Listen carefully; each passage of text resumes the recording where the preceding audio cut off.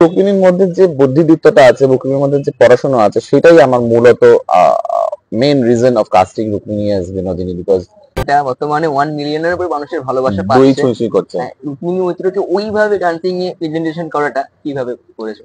এটা তো আমার রুক্মিণীকে কথক শিখেছে ও 4 বছর ধরে একটা রেয়াজের মধ্যে দিয়ে গেছে। মনীষা ওর কোরিওগ্রাফার ছিল, যে আমাদের বন্ধু মনীষা বাসু। তারপরে আসে হচ্ছে Souvik.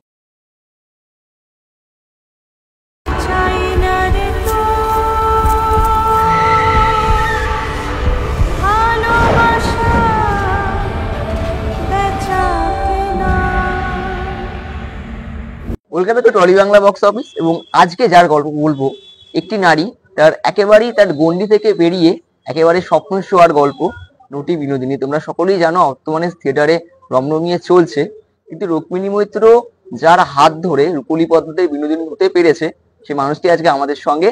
Welcome back to Ramkamal দা। কেমন আছো বলো? ভালো আছে, ভালো। তুমি কেমন আছো? দেখলে ছবিটা? হ্যাঁ, এখনো অব্দি দেখা হয়নি আমার। দেখবো, এক্ষুনি দেখো কি ইন্টারভিউ পর। আমি দেখবো, আজকে শোতে বিকেলে শোতেই দেখবো। তো কেমন আছো? ভালো আছে। এবং বিনোদিনীর প্ল্যানিং কবে থেকে শুরু হচ্ছে? 2019। তারপরে 2 বছরের কোভিড এর জন্য ব্রেক, তারপর প্রডিউসার পালিয়ে গেল, তারপর আবার নতুন প্রডিউসার এলো, সেও পালিয়ে গেল। তারপরে ফাইনালি প্রতীক এলো, প্রমোশনস এলো, দেব এলো, ছবিটা হলো।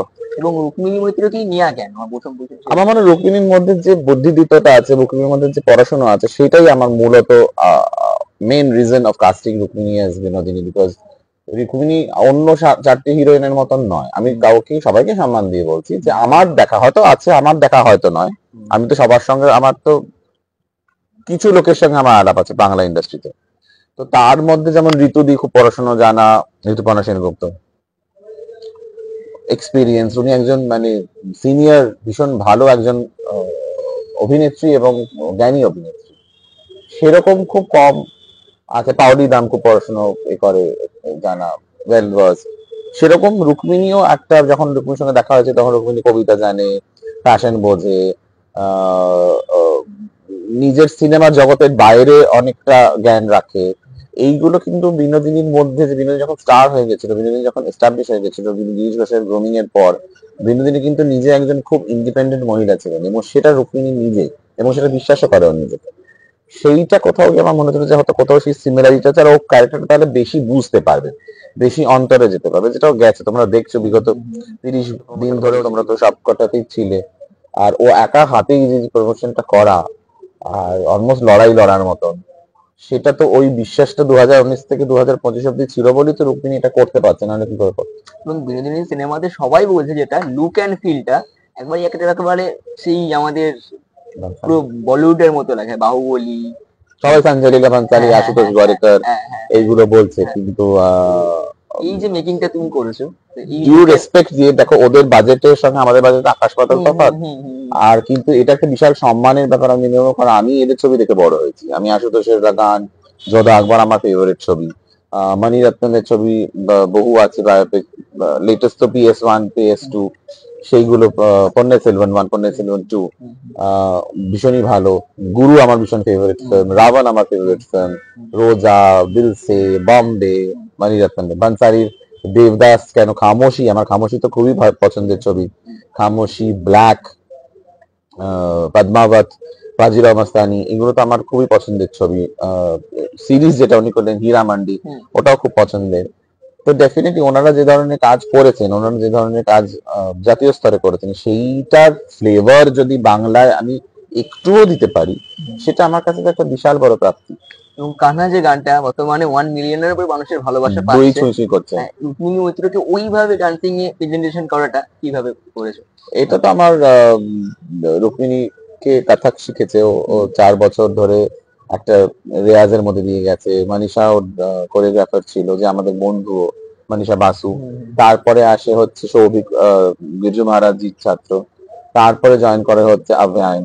তো এরা 3জন মিলে একটা পুরো জিনিসটাকে ভাবা হয়। আর কানহার অনেকটাই কৃতিত্ব যায় সৌরেন্দ্র সৌম্যজিৎ, যারা মিউজিক দিয়েছেন, আর শ্রেয়া ঘোষালকে। কারণ এরকম গান যে উনি করেছেন, যেটা একটা ন্যাশনাল স্ট্যান্ডার্ডের গান, মিক্সিংটা ন্যাশনাল স্ট্যান্ডার্ড হয়েছে, কম্পোজিশনটা ন্যাশনাল স্ট্যান্ডার্ড হয়েছে, লেখাটা গানটা আমি লিখেছি, সেটা দর্শকরা বলবে কেমন লিখেছি, ভালো মন্দ, কেমন লিখেছি গানটা, খুব সুন্দর লেগেছে, আমি একটু আগেও শুনছিলাম চালিয়ে। তাই? হ্যাঁ। তো গানটা আমার লেখা। তো হ্যাঁ, মানে এটার পেছনেও অনেক কাহিনী আছে, কিন্তু তার মধ্যে সবার অবদান আছে। এর মধ্যে মুন্নিদি যে কস্টিউম করেছেন, সুচিস্মিতা দাশগুপ্ত, তার অবদান আছে। সৌমিক দা যে ক্যামেরা করেছেন, তার অবদান আছে। শিল্প নির্দেশনায় যিনি তন্ময় দা আছেন, তার অবদান আছে। মীরের অবদান আছে। দেবের অবদান আছে। প্রতীকের অবদান আছে। আর রুক্মিণী সব থেকে বড় অবদান আছে, কারণ এই পুরো যে কস্টিউম, এই যে লোক, এই যে ফিল, আমি আর রুক্মিণী রাত্রেবেলা শুটিং শেষ হয়ে গেলে ডিসকাস করতাম কি করে হবে, কি করে হবে, কি করে হবে। লুকটা যেটা অ্যাচিভ করতে চেয়েছিলাম, যেটা তোমরা বলছো যে বানসালির মতন লাগছে, বা আশুতোষের মতন লাগছে, বা মানিরত্নের মতন লাগছে, এই মতন লাগাটার জন্য কিন্তু পিছনে অনেক কাঠখড় পোড়াতে হয়েছে। অত সহজে জিনিসটা অ্যাচিভ করা যায়নি। From the jewellery to the lehenga to the blouse, makeup, everything. So যেহেতু রুক্মিণী মৈত্রের ক্যারেক্টার বিনোদিনী চরিত্রটা করেছে, এবং তার সঙ্গে অনেকগুলো বড় বড় নাম যুক্ত, রামকৃষ্ণ পরমহংসদেব, গিরিশ ঘোষ, গোলমুখ বাবু। তো এদের যে কাস্টিং গুলোতে লুক সেট করা, যাকে বলে অ্যাপ্রোপ্রিয়েট মনে হচ্ছে লোকে বলছে, তো এগুলো তুমি কি করে দেখলে ভিজুয়ালাইজেশন? লুক সেটের জন্য অফকোর্স এটা মুন্নিদি, আগেন আবার বলবো যে কস্টিউম ডিপার্টমেন্ট, কারণ আমাদের কাছে রেফারেন্স ফটোগ্রাফ কিছু ছিল, সেইগুলোকে যতটা কাছাকাছি যাওয়া যায় চেষ্টা করা। কৌশিকদার ক্ষেত্রেও তাই, রসরাজ অমৃত রায়ের ক্ষেত্রেও তাই। রামকৃষ্ণটা আমরা বম্বে থেকে সেট করেছিলাম। রামকৃষ্ণ পুরো লুকটা সেট করেছে যে রণদীপ হুডার লুক করেছে সাভারকার আর বীর সাভারকার সিনেমাটাতে, আর সরবজিৎ ছবিটাতে। তো ওরা বম্বে ইউনিট এসে ওরা রামকৃষ্ণ পুরো প্রস্থেটিক ইত্যাদি 4-5 ঘন্টা লেগে গেছিল করতে। কিন্তু রেজাল্টটা তো দেখেছো তোমরা, নিশ্চয়ই ভালো লাগছে দেখতে। চন্দনটা বম্বে থেকে হয়েছে। রাঙাবাবু কলকাতায় হয়েছে, মানে রাহুল বোসের ক্যারেক্টারটা, ওটা এখানে সেট করা হয়েছে। রাঙাবাবু, কুমার বাহাদুর, ওম সাহানি, তারপরে তোমার চান্দ্রেদি, গঙ্গাবাই, গঙ্গামণি, তো এইগুলো সব কলকাতাতে সেট হয়েছে। তো অবভিয়াসলি আমার একটা মাথার মধ্যে, তো অবভিয়াসলি মনিদির সঙ্গে যখন কথা বলছিলাম বা ডিসকাশন করছিলাম যে কার্ডটা কিরকম হবে, সেইটা আমার একটা তো লুক এন্ড ফিল ছিলই। ওইটাই মুন্নিদি নিজের মতন করে ইন্টারপ্রেট করে জিনিসটাকে সিনেমায় এনেছে। তো কস্টিউম আর লুকের কৃতিত্ব বা credit obviously goes to Suchismita দি। তুমি রিসেন্টলি বোম্বে যাচ্ছ, রুক্মিণী মৈত্রের বিনোদিনীকে তুমি কোথাও একটা প্যান ইন্ডিয়া কি প্ল্যানিং রয়েছে তোমার? প্যান ইন্ডিয়া প্ল্যানিং দেখো, আশুতোষ গোয়ারিকার বম্বেতে প্রথম দেখে, মানে বহু মাস আগে, যখন সিনেমাটা কমপ্লিট হয়নি, ফিনিশ হয়নি, যেটা বলে র ফিল্ম, যেটাকে বলে র ফিল্ম, দেখে ওরকম ভালো লেগেছিল। কিন্তু এখন উনি একটু বিজ্ঞপ্তিও দিয়েছেন রুক্মিণীকে নিয়ে, আমাকে নিয়ে, ছবিটা নিয়ে একটা বিশাল বড় বিজ্ঞপ্তি পেপারে বেরিয়েছে, তোমরা সংবাদ মাধ্যমে নিশ্চয়ই পড়েছে। আশুতোষ গোয়ারিকাকে কখনো শুনেছো যে কোনো মানে কোনো রিজনাল সিনেমা নিয়ে কথা বলতেন? উনি আগে কখনো বলেননি। নিশ্চয়ই কোথাও হয়তো মনে দাগ কেটেছে বলে হয়তো বলছে। আমার তখন মনে হলো যে কোথাও গিয়ে হ্যাঁ, আমরা জাতীয় স্তরে বিনোদিনীকে নিয়ে যেতে পারি। কারণ যখন ন্যাশনাল স্কুল অফ ড্রামা থেকে আমাদের ডাকা হলো, আমন্ত্রণ করা হলো দিল্লিতে। ন্যাশনাল স্কুল অফ ড্রামা কখনো কোনো বাংলা ছবিকে ডাকেনি। ন্যাশনাল স্কুল অফ ড্রামা মানে প্রতিষ্ঠানের পীঠস্থান বলা যেতে পারে। যেহেতু বিনোদিনী দাসী একজন নাট্য জগতের অভিনেত্রী, সম্রাজ্ঞী বলা যেতে পারে, নাট্য সম্রাজ্ঞী ছিলেন, তার উপরে যেহেতু সিনেমা হয়েছে, সেইটা জানার জন্য হয়তো আমাদের ডাকা হয়েছে। সেই সম্মানটা কিন্তু বিরাট বড় সম্মান আমার আর ওর। তো এইগুলো তো জাতীয় স্তরের আমন্ত্রণ, এবং আন্তর্জাতিক স্তরেও কিছু কিছু জিনিস আছে যেটা হয়তো ধীরে ধীরে আপনারা বলবো এতে, সেই আমন্ত্রণের অপেক্ষায় আছি আমরা। তো আমার মনে হয় যে বিনোদিনী দাসী যেহেতু স্টার থিয়েটার টাকা বিনোদিনী শিচর হয়ে গেছে, দিদি নামাঙ্কন করে দিয়েছেন রুক্মিণীর পুরো, সেটার উপরে রুক্মিণীর অনেক অবদান। তো আমার মনে হয় কোথাও গিয়ে বিনোদিনী দাসী এখন চর্চিত হচ্ছে, এবং বিনোদিনী দাসীকে নিয়ে বাংলা ফিল্ম ইন্ডাস্ট্রি ভাবছে। আগে শুধু হিন্দি ফিল্ম ইন্ডাস্ট্রি ভাবছিল। প্রদীপ সরকার একটা হিন্দি ছবি করার কথা ভাবছিলেন, কিন্তু উনি গত হয়েছেন, উনি নেই, তাই জন্য ছবিটা জানি না কি হবে। নিশ্চয়ই কেউ না কেউ করবে। আমার মনে হয় বিনোদিনী দাসী হিন্দি, তামিল, তেলেগু, বাংলা সব ভাষায় হওয়া উচিত। বিনোদিনী দাসীর গল্প ছড়িয়ে যাওয়া উচিত, তবেই সেটাই আমাদের জয়। আমি আর রুক্মিণী 2019 থেকে আমরা আমাদের মতন একটা স্বপ্ন দেখেছি, আমরা আমাদের মতন একটা করার চেষ্টা করছি, যেটা আজকে দর্শকের কাছে পৌঁছে গেছে, দর্শকদের ভালো লাগছে, দর্শকরা তাকে ভালোবাসা দিচ্ছে। কিন্তু এখানে থেমে গেলে তো হবে না, এই ধরনের সিনেমা তো হতে হবে আরো বেশি। সেটা যারা করছেন তাদের সাধুবাদ। এবং এই বিনোদিনী রিসেন্টলি হলো, বিনোদিনী স্টার থিয়েটার থেকে বিনোদিনী থিয়েটার হলো। তো এটা তো একটা প্রকার নারীর স্বপ্ন পূরণ যাকে বলে, তাকে বলা হয়েছিল তার নামে একটি থিয়েটার, তো ওটা হয়নি। এবং তোমাদের দেখলাম একটা ইয়ে ছিল, মানত ছিল যে তোমরা 141টা প্রদীপ বাড়িতে, গল্পটা যদি একটু বলো। সেটা হচ্ছে যখন আমরা ভাবছিলাম যে এটা হবে কি হবে না, সবাই আমাদের নিয়ে হাসি ঠাট্টা করতো। কারণ হঠাৎ করে যদি আমি বলি যে কিছু একটা বহু পুরনো জিনিস, যেটা বাংলার ঐতিহ্য, সেটা রাতারাতি কি করে চেঞ্জ করবে? মানে আমি তো কোনো হেরিটেজ জায়গার নাম এরকম চেঞ্জ, আমরা কেই বা চেঞ্জ করবো, আমরা তো সাধারণ নাগরিক। হ্যাঁ, আমরা তো না পলিটিশিয়ান, না আমরা কোনো বুদ্ধিজীবী, না আমরা ওরকম হোল্ড করি আমি বা রুক্মিণী যে আমরা বললাম আর হয়ে গেল। তো এটা নিয়ে স্বাভাবিকভাবেই যে তুমি হলে যেটা করতে সবাই তাই কথা হাসতো যে কি পাগলামি এটা। তো এই হাসিটার পাগলামির মধ্যে একদিন গল্প করতে করতে রুক্মিণী বললো যে আচ্ছা সত্যি যদি একদিন হয়ে যায় রাম কি করবে, যেমন বন্ধুদের মধ্যে আচ্ছা ধরে নে হয়ে গেল, ওরকম একটা ব্যাপার। তখন আমি যদি হয়ে যায় তাহলে আমি ওই বিনোদিনী দাসীর যতগুলো অপেক্ষার বছর ততগুলো অপেক্ষার বছরে প্রদীপ জ্বালাবো, মানে 141টা। তখন তো জানতেন না 141, হয়তো 10 বছর আরো লেগে গেল, হয়তো আরো মানে আরো পরে হলো, তাহলে তো 200টা প্রদীপ জ্বালাতে হতো। সবথেকে বড় কথা এই সিনেমা রিলিজের টাইমে নামটা হলো। হ্যাঁ মানে ওটা তো আমি আর ও কেউই জানতাম না, কিন্তু যখন হয়ে গেল তখন ও পুরনো ওই চারটা নিয়ে গিয়ে 1 বছর 1.5 বছর আগে যে ওইটা আমাকে পাঠালো যে এবার মানে মনে করালো আর কি। তখন আমার কাছে চ্যালেঞ্জিং এটাই হলো যে আমি তো বলে তো দিয়েছিলাম যে 141টা প্রদীপ জ্বালাবো, এবার সব মন্দিরে ফোন করছি কেউ পারমিশন দিচ্ছে না, কারণ 101 ধরনের সিনেমা তো হতে হবে আরো বেশি, সেটা যারা করছেন তাদের সাধুবাদ। এবং এই বিনোদিনী রিসেন্টলি হলো, বিনোদিনী চার থিয়েটার থেকে বিনোদিনী থিয়েটার হলো। তো এটা যে একটা প্রকার নারীর স্বপ্ন পূরণ যাকে বলে, তাকে বলা হয়েছিল তার নামে একটি থিয়েটার তৈরি, সেটা হয়নি। এবং তোমাদের দেখলাম একটা ইয়ে ছিল, মানত ছিল যে তোমরা 141টা প্রদীপ জ্বালিয়েছে, এই গল্পটা যদি একটু বলো।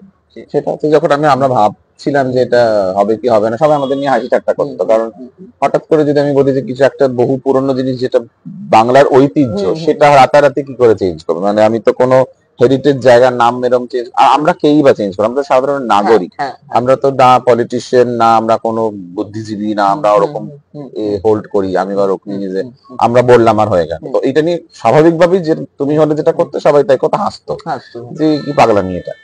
তো এই হাসিটার পাগলামির মধ্যে একদিন গল্প করতে করতে রুক্মিণী বললো যে আচ্ছা সত্যি যদি একদিন হয়ে যায় রাম কি করবে, যেমন বন্ধুদের মধ্যে আচ্ছা ধরে নে হয়ে গেল, ওরকম একটা ব্যাপার। তখন আমি যদি হয়ে যায় তাহলে আমি ওই বিনোদিনী দাসীর যতগুলো অপেক্ষার বছর ততগুলো অপেক্ষার বছরে প্রদীপ জ্বালাবো, মানে 141টা।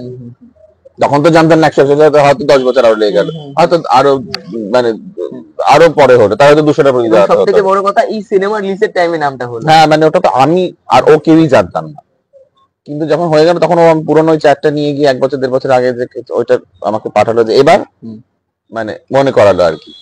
তখন আমার কাছে চ্যালেঞ্জিং এটাই হলো যে আমি তো বলে তো দিয়েছিলাম যে 141টা প্রদীপ জ্বালাবো, এবার সব মন্দিরে ফোন করছি কেউ পারমিশন দিচ্ছে না, কারণ 141টা প্রদীপের জন্য তো অনেকটা আগুন, সেটা একটা সিকিউরিটির একটা ব্যাপার থাকে, মন্দিরের সেফটির ব্যাপার থাকে। তারপরে আমরা একজনের দ্বারস্থ হলাম, তাকে বোঝানো হলো, তিনি বুঝলেন, এবং তিনি এই মা শারদার যে বাটি, মা শারদার যে ঘর দক্ষিণেশ্বরের প্রাঙ্গণে, সে তার বাইরে একটা বটবৃক্ষ আছে, সেই বটবৃক্ষের ওখানে উনি স্পেশাল পারমিশন নিয়ে অর্গানাইজ করলেন যে খোলা জায়গায়, তাহলে ফায়ারের কোনো সেরকম ভাবে আগুনের নি কোনো সমস্যা হবে না, সিকিউরিটি থাকবে, রুক্মিণী জামানের বীর, মিডিয়া ইত্যাদি। আর মিডিয়া না গেলেও তো ওখানে তো মানুষ আছে, সবার আগে তো দর্শনার্থীদের সেফটিটা ভাবতে হবে। তো ওইটা ভেবে আমরা খুব সুন্দর দর্শন হলো, আর ওই বটবৃক্ষের নিচে এত সুন্দর প্রদীপ জ্বালালাম আমরা। তখন দাঁড়িয়ে আমি আর রুক্মিণী গঙ্গার ওপারটা দেখছি, কারণ আমরা যখন শুটিং শেষ করেছি one of the last schedule ওই বৃদ্ধা বিনোদিনীর যে শুটিংটা হয়েছে সেটা গঙ্গার ওপারে হয়েছিল, আমরা যখন ওই পারে ছিলাম তখন আমরা এই পার থেকে দক্ষিণেশ্বর দেখতে পাচ্ছিলাম। আর আজকে সিনেমাটা শেষ হয়ে গেছে, সিনেমাটা সাকসেস, মানে সিনেমাটা স্টার থিয়েটারের নাম বিনোদিনী থিয়েটার হয়েছে, আর আমরা ওখানে দাঁড়িয়ে প্রদীপ জ্বালাচ্ছি, যেটা একটা স্বপ্ন পূরণের গল্প। তুমি রিসেন্টলি ন্যাশনাল অ্যাওয়ার্ড জিতেছো এক দুয়ার জন্য, সেই জার্নিটা যদি একটু বল। তোমাকে এক দুয়া, thank you so much. But এক দুয়া গত বছরে আমি জাতীয় পুরস্কার পাই, আর এটা তো বিশাল বড় প্রাপ্তি। আমি তখন কলকাতাতেই ছিলাম, একটা এই আমার ছবি প্রিপ্রোডাকশন করছিলাম, ইনফ্যাক্ট মাছ কিনছিলাম, তখন হঠাৎ একজন বন্ধু ফোন করে বললো তুমি জাতীয় পুরস্কার, ভুল নাম্বার, বোধহয় রং নাম্বার হবে আবার। তারপর জানলাম যে না মানে পেয়েছি, কারণ ফোন আসা শুরু হলো। এক দুয়া is a very special film, কারণ ওটা এশাদিউল প্রডিউস করেছিল, হেমা মালিনী, আর ওনার প্রোডাকশন হাউসের আন্ডারে। ওটা ফিমেল ফিটিসাইডের উপরে, ভ্রূণ হত্যার উপরে, মহিলা ভ্রূণ হত্যার উপরে। ওই সাবজেক্টটা খুব সেন্টিমেন্টাল একটা সাবজেক্ট, খুব যত্নে করেছে ছবিটার সিনেমাটোগ্রাফার মধুরা পালি, সিনেমার গল্পটা লিখেছিলেন অবিনাশ মুখার্জি। তো অনেক বাঙালি গল্পটার মধ্যে ইনভলভ, তো কোথাও গিয়ে হয়তো বাঙালি যে জাতীয় স্তরে কাজ করার সুযোগ পাচ্ছে, বা আমি তাদের সুযোগ করে দিতে পারছি আমার মতন করে, সেটার জন্য আমি খুব গর্বিত। এবং এই ছবিটাই যে জাতীয় পুরস্কার পেলো, তখন আমার খুব মনে হয়েছিল, আনন্দ হয়েছিল, যখন আমি বিজ্ঞান ভবনে বসে আছি, সামনে রাষ্ট্রপতি আছেন, মাননীয় রাষ্ট্রপতি আছেন, এবং আমার মানে ডান দিকে রাজামৌলি, বাঁ দিকে কারণ জহর, পেছনে রামচরণ তেজা, সামনে আলিয়া ভাট, তার পাশে কৃতি সানন। তো তখন মনে হচ্ছে যে আমিও হয়তো কোথাও গিয়ে অল্প হলেও কিছু একটা কন্ট্রিবিউশন করেছি ভারতীয় সিনেমায়, এটার একটা আনন্দই আলাদা, সেটা তো ডেফিনেটলি ছিল। তোমার নেক্সট কাজ খবর পাচ্ছি দ্রৌপদী, খুব মানুষের আশা নিয়ে বসে আছে দেখার জন্য, সেটা নিয়ে যদি কিছু বলো। শুটিং দ্রৌপদী কবে থেকে? স্ক্রিপ্টের অনেক সময় লেগে গেছে বম্বেতে, অনেকদিন ধরে আমি আর আমার সহকারী যে পবন আগরওয়াল, আমরা দুজন মিলে স্ক্রিপ্টটা করেছি। স্ক্রিপ্টটা রেডি হয়ে গেছে, এবার আমরা যে বাজেট ভেবেছিলাম সেই বাজেট থেকে অনেক বেশি বাজেট, মানে আচ্ছা। দ্রৌপদী বিনোদিনীর থেকে 3 গুণ বেশি বাজেটের গিয়ে দাঁড়িয়েছে সিনেমাটা। ইন অল অনেস্টি, এই বাজেটে ছবিটা করতে গেলে বিনোদিনীকে চলতে হবে, বিনোদিনীর মতন ছবি চলতে হবে। যদি ছবিটা না চলে আমি হয়তো দ্রৌপদী তাহলে আর করতে পারবো না। দ্রৌপদী যদি করতে হয় মানে বাংলায় করতে পারবো না। দ্রৌপদী যদি আমাকে বাংলায় করতে হয় তাহলে বাংলার অডিয়েন্সকে এই বিনোদিনীকে দেখতে হবে, বাংলার অডিয়েন্সকে বলতে হবে যে আমরা এই ধরনের ছবি দেখতে চাই। তাহলে হয়তো প্রডিউসার গিয়ে সেই রিস্কটা নেবে যে হ্যাঁ আরো একটু বেশি টাকা লাগিয়ে ছবিটা করি। এইটাই যদি আমরা দর্শককে না টানতে পারি, এইটাই যদি দর্শকদের আবার যদি তারা সেই একই ঘরের ছবি, শাশুড়ি বউ গল্প দেখতে চায়, তাহলে তো এই ধরনের ছবি হবে না। এই ধরনের ছবি করতে গেলে তো প্রচুর টাকার লগ্নি করতে হয়। তো বাংলায় বসে বাংলায় যদি আপনারা মহাভারত দেখতে চান, তাহলে তো আপনাদের এই ধরনের ছবি দেখতে হবে, তাহলে তো আমরা বানাতে পারবো। এবং রিসেন্টলি দেব হাউসের সাথে, দেবদার সাথে আর কোনো কাজ কি অফার করছো? রুক্মিণী মধ্যে তুমি কাজ করলে বা দেবদাকে নিয়ে এরকম কিছু? দেবদাকে নিয়ে কাজ করার তো ডেফিনেটলি ইচ্ছা আছে, কিন্তু সেটা দেবদা এত ব্যস্ত, আমাকে দেবদা যেটা বললেন যে উনি রঘু ডাকাত করছেন, তারপরে আমার মনে হয় প্রজাপতি 2, আর তারপরে বোধহয় আর একটি ছবি, 3টে ছবি তো ওনার আছেই লাইনে, খাদান 2। তো এই 3টে তো ওনার 2025-26-এর মাঝামাঝি হয়ে যাবে। তো 2026-এর পর আমার মনে হয় উনি নতুন গল্প বা কিছু দেখবেন। আমার মাথায় আছে এমন কিছু একটা করা দেবকে নিয়ে, যেটা আহ দেব করেনি, বা দেবের ফ্যানেরা বা দেবকে যারা ভালোবাসে তারা সেইভাবে দেবকে দেখেনি। সেইটা নিয়ে একটা ছবি ডেফিনেটলি করার ইচ্ছে তো মনের মধ্যে পোষণ করি। দেব একজন খুবই ভালো মানুষ এবং খুব ভালো অভিনেতা, যে অনেক কিছু ওনার এক্সপ্লোর করা হয়নি, অনেক ডিরেক্টর সেই সাইট এক্সপ্লোর করতে পারেনি। সেটা হয়তো আমি চেষ্টা করবো এক্সপ্লোর করে দর্শকদের কাছে, তাদের ভক্তদের কাছে নিয়ে আসা। কিন্তু তার জন্য দেবকে সময় দিতে হবে, আর আমাকেও দেবের কাছে এমন কিছু নিয়ে যেতে হবে যেটা দেবের পছন্দ হবে। রিসেন্টলি একটা নিউজ বেরিয়েছিল, দেবদা রিসেন্টলি একটা নায়ক বলে সিনেমাটা আমাদের কালজয়ী উত্তম কুমারের, তার রাইটস কিনেছে, তো সেটা তুমি নাকি ডিরেকশন করছো, সেটা কি সত্যি? এটা আমি জানি না, এটা এটা দেবকেই বলতে হবে যে কি করে, মানে এটার কারণ এটা প্রোডাকশন হাউসের, এটা আইনত ব্যাপার, এটা নিয়ে আমি তো মিডিয়ার সঙ্গে কথা বলতে পারি না। তবে যাই ছবি করি না কেন, আহ, সেটা দেবকে নিয়ে যেটা যে পরিকল্পনা আছে, সেটা এমন কিছু একটা ছবি হবে যেটা দেবের ফ্যানেদের কাছে বা দেবের নিজের কাছে সেটা একটা চ্যালেঞ্জ তো হবেই, বাট ভীষণ এক্সাইটিং একটা প্রজেক্ট হবে, এইটুকু তো ডেফিনেটলি। তোমার আপকামিং আরো একটা কাজ খুব এক্সাইটেড আমি, কাজটার জন্য, লক্ষ্মীকান্তপুর লোকাল। লক্ষ্মীকান্তপুর লোকাল, হ্যাঁ এটা একটা ডিফারেন্ট ধরনের সিনেমা। এটাতে ঋতুদি আছে, কৌশিক আছে, পাওলি আছে, চান্দ্রিদি আছে, ইন্দ্রনীল আছে, সঙ্গীতা সিনহা আছে, রাজনন্দিনী আছে, জন আছে, তো প্রচুর আর্টিস্ট আছে, প্রচুর ভালো ভালো কলাকুশলী আছে। এবং এটা 3জন কাজের মহিলার চোখ দিয়ে কলকাতা দেখা, এটা ডিফারেন্ট ধরনের কন্টেম্পোরারি কলকাতা সিনেমা। এটা পিরিয়ড ড্রামা ছিল, এটা অন্য ধরনের ছবি।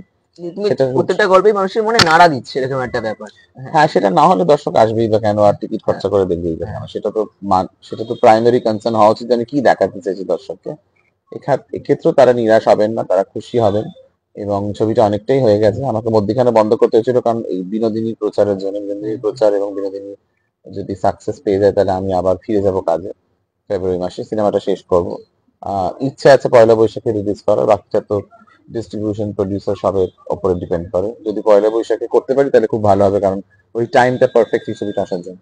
তুমি কলকাতা থেকে বোম্বেতে গিয়ে কাজ করছো, তো এই ব্যাপারটা কতটা কমফোর্টেবল বোম্বে ইন্ডাস্ট্রিতে, কি বলবে? বম্বে ইন্ডাস্ট্রি অনেক বেশি প্রফেশনাল, আর অনেক মানে ওদের কাছে বাজেটটা যদি থাকে সেই জন্য ওদের ওই রেস্ট্রিকশনস গুলো অনেক কম। এখানে যেমন একটা কিছুদিনের মধ্যে শুটিং করতে হবে, কিছুদিনের মধ্যে মানে সবকিছু একটা বেঁধে দেওয়া হয়। ওখানে ওই বাঁধনটা অতটা স্ট্রং বা স্ট্রিক্ট না, মানে ওরা বোঝে যে একটা সিনেমার জন্য যদি হ্যাঁ মানে এটা লাগবে তখন সেটা দেয় ওরা, কিন্তু এই ক্ষেত্রে সেটা দেয় না, ওইটাই নিজের প্রবলেম। আদারওয়াইজ আমার মনে হয় ট্যালেন্ট যদি দেখো তাহলে আমার মনে হয় যে এখানে অনেক বেশি ট্যালেন্ট, মানে এখানকার ট্যালেন্ট নিয়ে তো ওখানে গিয়ে কাজ করছে। তো আমার মনে হয় যে কলকাতার ট্যালেন্ট অনেক বেশি, কলকাতায় অনেক বেশি মানুষ মানে কাজের দিকটা থেকে অনেক বেশি অ্যাডভান্সড। কিন্তু বম্বেতে যে সুবিধাটা পাচ্ছে সেটা হচ্ছে যে ওদের মানে বেঁধে দেওয়া হয় না, সেটার জন্য হয়তো ওরা অনেক বেশি ভালো কাজ করতে পারে যখন বম্বেতে যায়।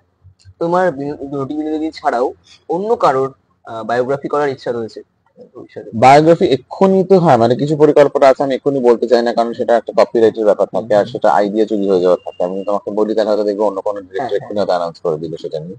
তবে হ্যাঁ, দুটো বায়োগ্রাফির ওপর আমি কাজ করছি, বায়ো এর ওপর তাদের রাইটসটা পেয়ে গেলেই আমি অ্যানাউন্সমেন্টটা করবো। তুমি অটোবায়োগ্রাফি লিখেছো মিঠুন চক্রবর্তী, হেমা মালিনী, সঞ্জয় দত্তের উপর, বা আরো কারোর উপর লেখার কোনো ইচ্ছা রয়েছে বা কি করছো, কাজ করছো?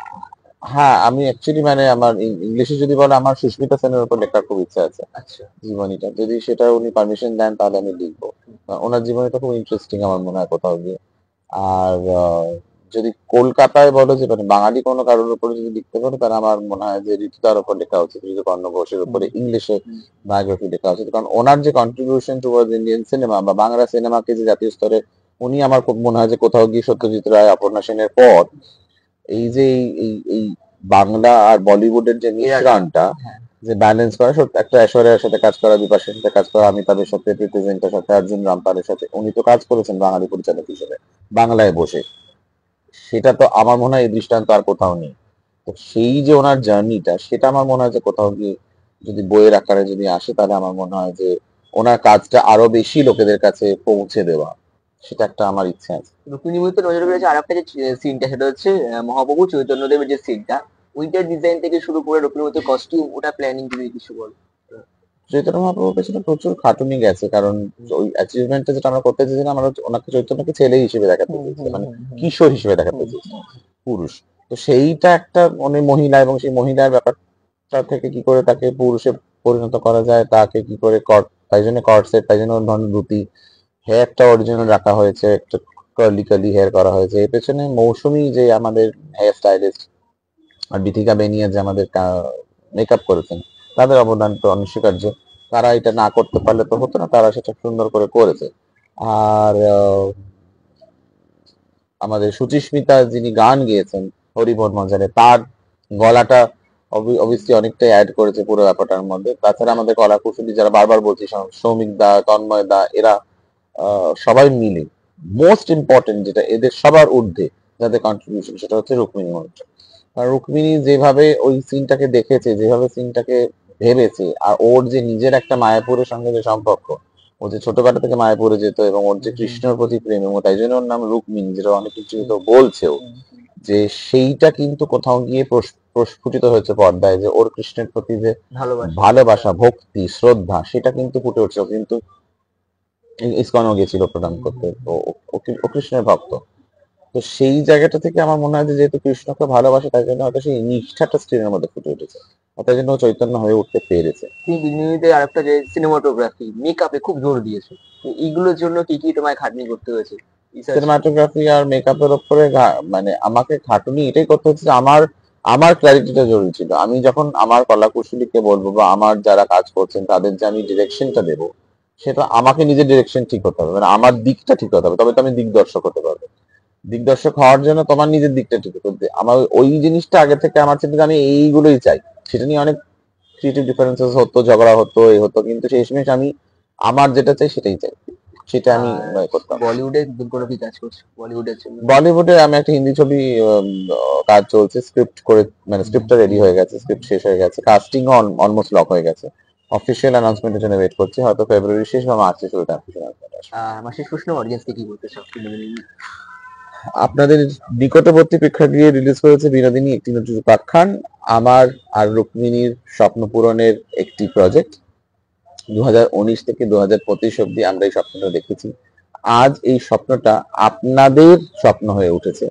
আপনারা যদি বিনোদিনী দাসীকে ভালোবেসে থাকেন বা বিনোদিনী দাসীর গল্প জানতে চান, তাহলে আপনারা প্লিজ প্রেক্ষাগৃহে যান, সবাই যান, সপরিবারে যান, দেখুন। ফেসবুকে লিখুন, ট্যাগ করুন, সোশ্যাল মিডিয়া যে কোনো প্ল্যাটফর্মে লিখুন, ট্যাগ করুন, আমরা শেয়ার করব। ঘরে ঘরে লোকের কাছে পৌঁছে দিন যদি ভালো লেগে থাকে। অবশ্যই জানান কেমন লাগলো। ভালো থাকবেন, ভালো রাখবেন।